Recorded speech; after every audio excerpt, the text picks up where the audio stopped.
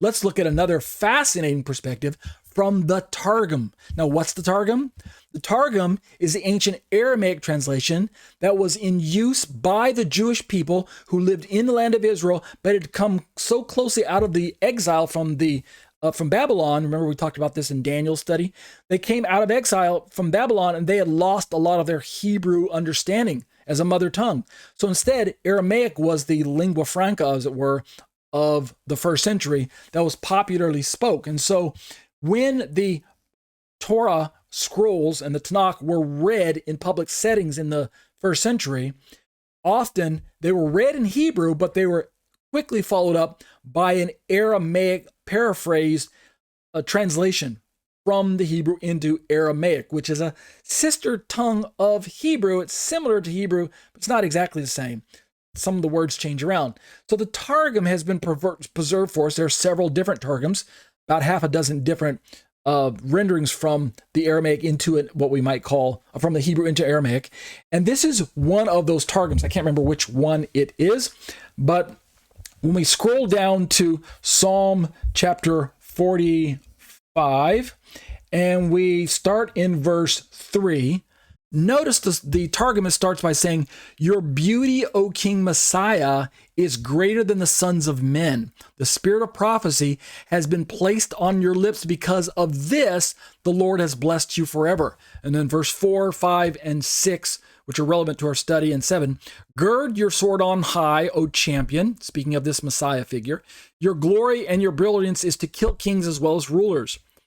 Verse 5, "And your brilliance is great. Therefore, you will succeed in mounting the horse of the kingdom by reason of faithfulness and truth and humility and righteousness. And the Lord will teach you to do fearful things with your right hand." Verse 6, "Your arrows are drawn to kill Gentile hordes. Beneath you they will fall, and the sons of your bow will be released into the heart of the enemies of the king." Now look at verse 7. "The throne of your glory, O Lord, lasts forever and ever. The scepter of your kingdom is an upright scepter. Because of you," verse 8, because you have loved righteousness and hated wickedness. Because of this, the Lord your God has anointed you with the oil of gladness more than your fellows. So in the Targum, in verse 7, it says, "The throne of your glory, O Lord, lasts forever."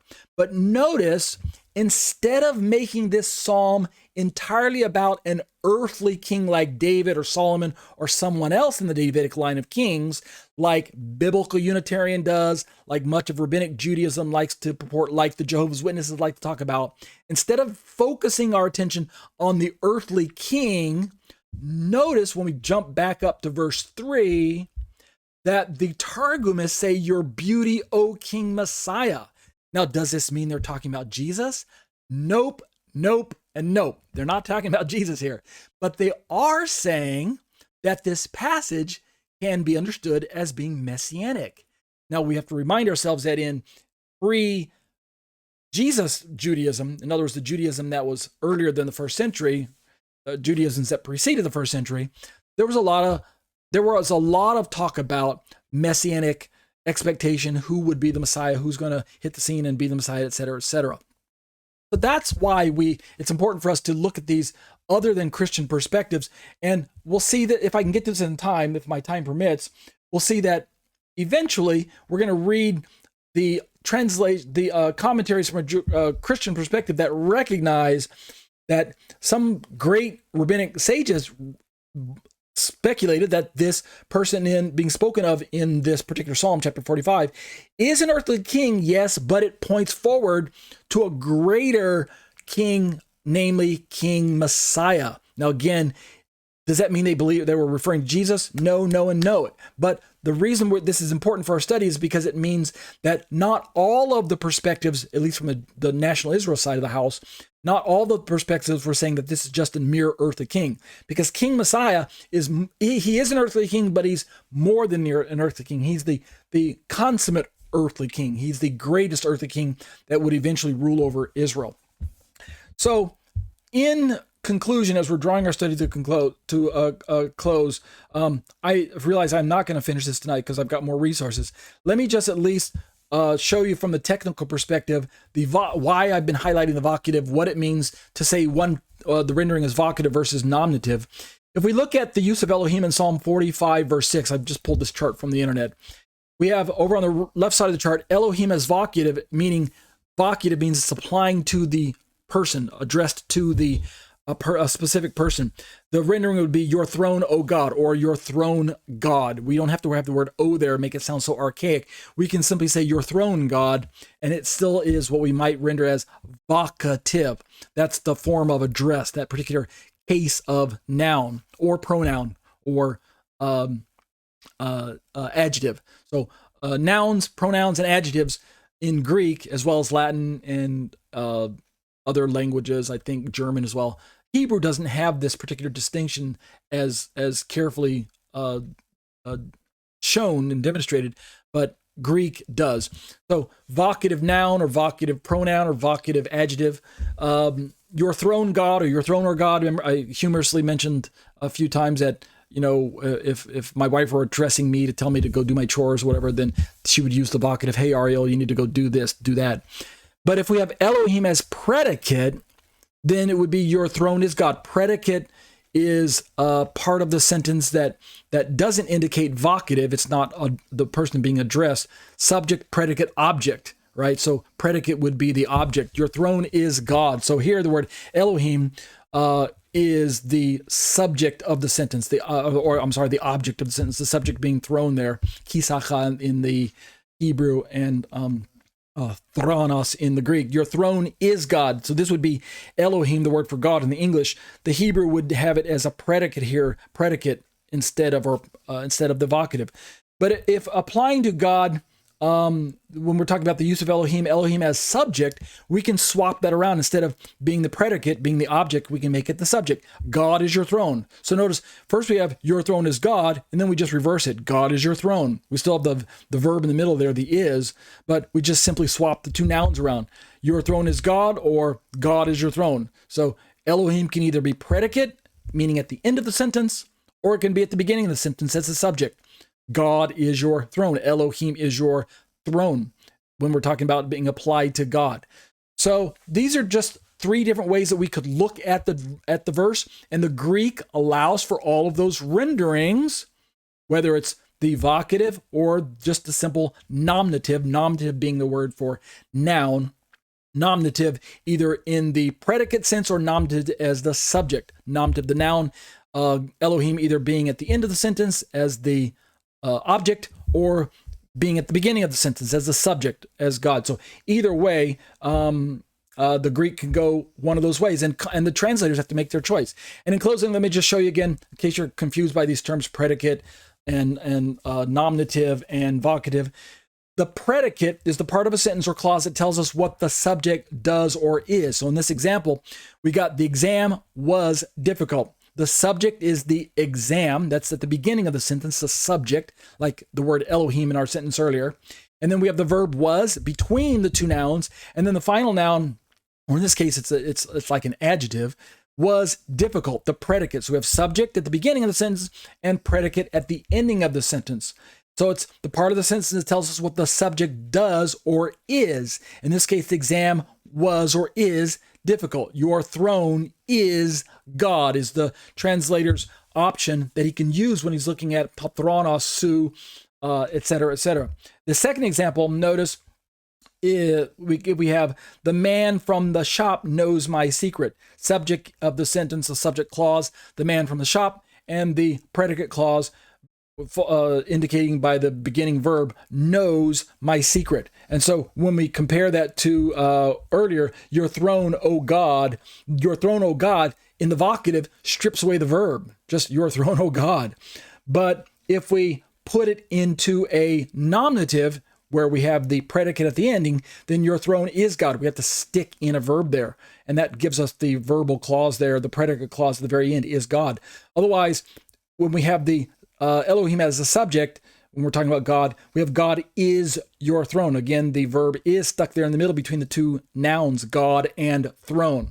So just some different options. Another a way to look at the predicate noun, just to remind us, Mr. Smith is a doctor. Predicate noun. Notice this isn't vocative. This is the predicate understanding of the way sentences work. Mr. Smith being the subject at the very beginning of the sentence. The linking verb is the is stuck between the two nouns. And then the predicate noun at the very end is a doctor. At the beginning of the sentence and at the end of the sentence is a noun. We have Mr. Smith and we have doctor. They're both nouns, right? God and throne, like in our verse. They're both nouns, Elohim and Thronos, or Elohim, Theos and Thronos in the Greek, or Elohim and Kisa in the Hebrew. They're both nouns, but the difference between our translation is driven by, do we see this sentence as a nominative, or in other words, noun type sentence with a verb kind of stuck in the middle, or do we see it as a vocative where your throne is God, your throne, oh God, vocative. So this is just, again, another example of predicate. So here's what I'm going to do starting next week. I'm going to turn now, we've already looked at all of, as we're drawing our study to a close, in conclusion and summary, we've already looked at all of the structural analysis. We've looked at somewhat exhaustively at every translation that is really relevant to the discussion. Christian translations, both Trinitarian and non-Trinitarian, and Jewish translations, obviously all non-Trinitarian. And we looked at Jehovah's Witnesses translations, right? We don't care to look at go any further than that, but just that gives us kind of an idea of what we're dealing with. We also looked at the possibilities between the different Greek manuscripts, right? The throne of you, the throne of him, et cetera, and how that impacts our understanding of the passage. And then we also looked at the Septuagint renderings. We looked at the Aramaic translation from the original Hebrew, going over into Aramaic. And we looked at differing ways in which the Christian translations can opt for either the vocative or the nominative. So that's what we call structural analysis. All of that is behind us now. That's all the kind of the technical stuff. In my final push for the Trinitarian perspective, starting next week, we'll look at, let me pull up this, we'll look at a commentary from a Trinitarian-leaning website by the name of CARM, right? It's a Christian Apologetics and Research Ministries. It's Trinitarian perspective. After that, we'll look at another perspective from a Trinitarian-leaning website, Key to the Trinity. And then, oops, I'm sorry, I skipped one. Let me back up. I apologize. There is actually a translation. Let me, you know what? Let me take a little bit of time and show you this one. I apologize. I should have shown you this earlier. My bookmarks got the better of me. Let me scroll up. Here we go. Look at this particular website. This is just a blog post from a non-Trinitarian perspective, and they highlight the idea that there's a very important manuscript variant reading of verse 8 from the Hebrew, the book of Hebrews into Greek. Manuscript variant of the verse from Vaticanus and Sinaiticus, the two older. Remember I was struggling earlier. There's 3 significant manuscripts in view at any given time, 2 of which are the main, and the one of which is a kind of a bit of a minor, but it's still there. There's, in this order, if I'm reading them right, there's Sinaiticus. Sinaiticus is indicated by the symbol aleph in the Hebrew. And then there's Vaticanus, which is, if I remember, is the letter B. And then there's Alexandrinus, which is the letter A. And I believe that is the order they go in. But anyway, the 2 older are the Vaticanus and Sinaiticus. This is represented by the NASB, which reads his kingdom instead of your kingdom. If this is the correct manuscript reading, it would mean that the writer was quoting a version of the Septuagint with this reading. So should it read your kingdom or his kingdom? Remember the very ending of the verse with his kingdom with autu versus your kingdom with su, right? So tes basileus autu or tes basileus su. Which one is it? This particular non-Trinitarian resource tells us that this is very significant since the throne in question in this verse is the throne of the kingdom, God's kingly throne. They continue. It appears that the best manuscript evidence may favor his kingdom, i.e. tes basileus autu, his kingdom, which grammatically can be taken to refer to the Father's kingdom, the kingdom of him, his kingdom, rather than the kingdom of you, your kingdom, the tes basileus su. You guys following along with me? In case you're not, let me just show you those 2 one more time. All right, so let me highlight both of these for you. In one rendering from a Greek manuscript, Tes Basileia Su, the kingdom of you, or your kingdom. And then below that, Tes Basileas Autu, the kingdom of him, his kingdom. So notice if there are two, here's why this other web resource is making this important for us. If there are two people in question, which all along that is kind of the case, right? Is it God's kingdom or is it the Messiah's kingdom? Is God being the one addressed when we say, oh God, or is it the Father who's, oh God, or is it the Son who's, oh God, right? Really, that's at stake here. And so this is important for us. If the writer to the book of Hebrews is using a manuscript which talks about the kingdom of you, and he just earlier said, but of the Son, your kingdom, then the kingdom of you is the Messiah's kingdom per se, right? The addressee, it would be Messiah, who the writer to the book of Hebrews just addressed as, O God, your throne, O God, the kingdom of you, Tes Basileas Su. But according to the non-Trinitarian model, if the authority being spoken of is God's authority, and the kingdom being spoken of is God's kingdom, the kingdom of him, not the Messiah, but the kingdom of him in heaven, the Father, Tes Basileas Autu, the kingdom of him, then the Hathronosu, the kingdom, his kingdom is God. And so it changes your perspective of the Hathronosu, your kingdom. Is the your Messiah your, or is the your God, the Father your? That's really what's at stake. So I hope you guys are understanding the important distinction being made between these two. So now let's go back to this particular resource, non-Trinitarian, by the way. So they say if his kingdom is the correct reading, right, the older of the manuscripts is the his kingdom.